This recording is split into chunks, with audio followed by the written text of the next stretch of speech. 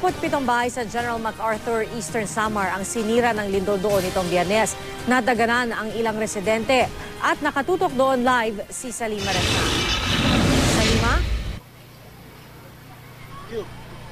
Pia, matapos nga ang lindol, pilit ngayon bumabangon ng mga residente dito sa Barangay 2 sa General MacArthur sa Eastern Samar. Panay bubong na lamang ang makikita sa mga bahay sa may pantalan ng Barangay 2. Di kasi kinaya ng mga kawayan at pawid ang lakas ng pagyanig noong Biyernes ng gabi. 87 bahay ang nasira, 74 dito, wasak na wasak.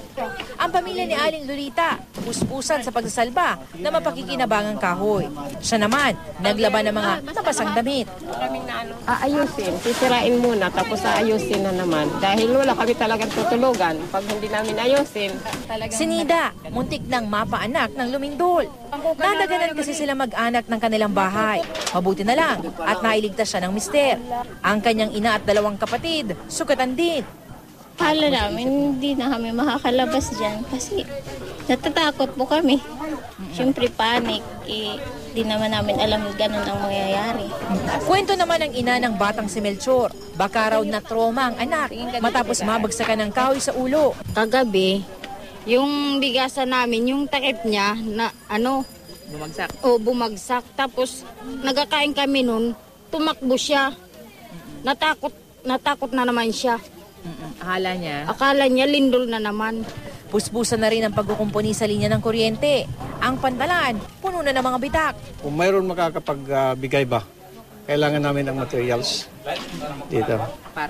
Para maka-rebuild ang mga tao dito. Kagabi, inabutan naming nasa kalsada ang mga residente ng Barangay San Miguel sa Llorente, Eastern Samar. Kinakabahan pa rin daw sila sa malakas na lindol na nangyari Biyernes ng gabi. Wala pa rin kuryente. Nagbabantay raw sila sa paligid. May nervyos pa rin kami, baka sakali bumalik pa ang maglindol ulit. Bago mag-alas 9 kagabi, naibalik din ang kuryente sa lugar.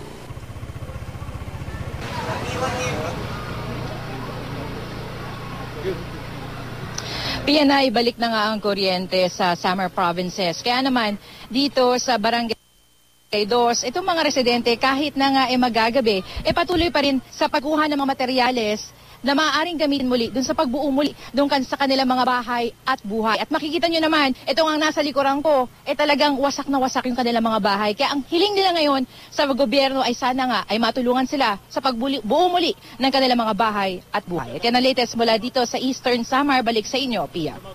Maraming salamat, Salima Refran.